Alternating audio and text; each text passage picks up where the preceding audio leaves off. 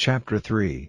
And Solomon made affinity with Pharaoh king of Egypt, and took Pharaoh's daughter, and brought her into the city of David, until he had made an end of building his own house, and the house of the Lord, and the wall of Jerusalem round about.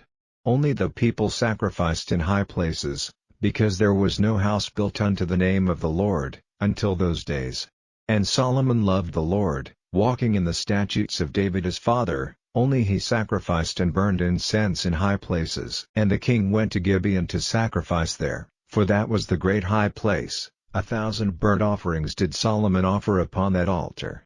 In Gibeon the Lord appeared to Solomon in a dream by night, and God said, Ask what I shall give thee.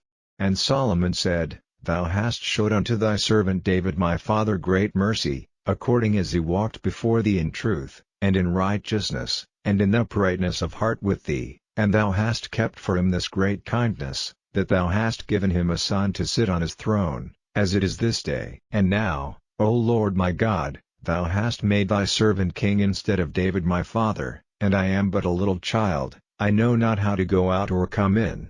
And thy servant is in the midst of thy people which thou hast chosen, a great people, that cannot be numbered nor counted for multitude. Give therefore thy servant an understanding heart to judge thy people, that I may discern between good and bad, for who is able to judge this thy so great a people? And the speech pleased the Lord, that Solomon had asked this thing. And God said unto him, Because thou hast asked this thing, and hast not asked for thyself long life, neither hast asked riches for thyself, nor hast asked the life of thine enemies, but hast asked for thyself understanding to discern judgment, behold, I have done according to thy words. Lo, I have given thee a wise and an understanding heart, so that there was none like thee before thee, neither after thee shall any arise like unto thee. And I have also given thee that which thou hast not asked, both riches, and honor, so that there shall not be any among the kings like unto thee all thy days. And if thou wilt walk in my ways, to keep my statutes and my commandments, as thy father David did walk, then I will lengthen thy days. And Solomon awoke, and, behold, it was a dream. And he came to Jerusalem, and stood before the ark of the covenant of the Lord, and offered up burnt offerings, and offered peace offerings, and made a feast to all his servants.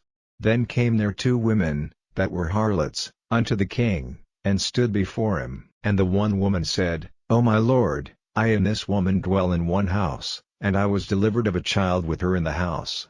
And it came to pass the 3rd day after that I was delivered, that this woman was delivered also, and we were together, there was no stranger with us in the house, save we 2 in the house. And this woman's child died in the night, because she overlaid it.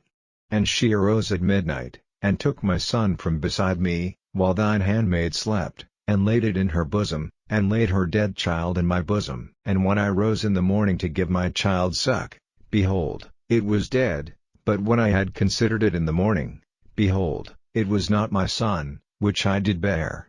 And the other woman said, Nay, but the living is my son, and the dead is thy son. And this said, No, but the dead is thy son, and the living is my son. Thus they spake before the king. Then said the king, The one saith, This is my son that liveth, and thy son is the dead, and the other saith, Nay, but thy son is the dead, and my son is the living. And the king said, Bring me a sword. And they brought a sword before the king. And the king said, Divide the living child in 2, and give half to the one, and half to the other. Then spake the woman whose the living child was unto the king, for her bowels yearned upon her son, and she said, O my lord, give her the living child, and in no wise slay it. But the other said, Let it be neither mine nor thine, but divide it.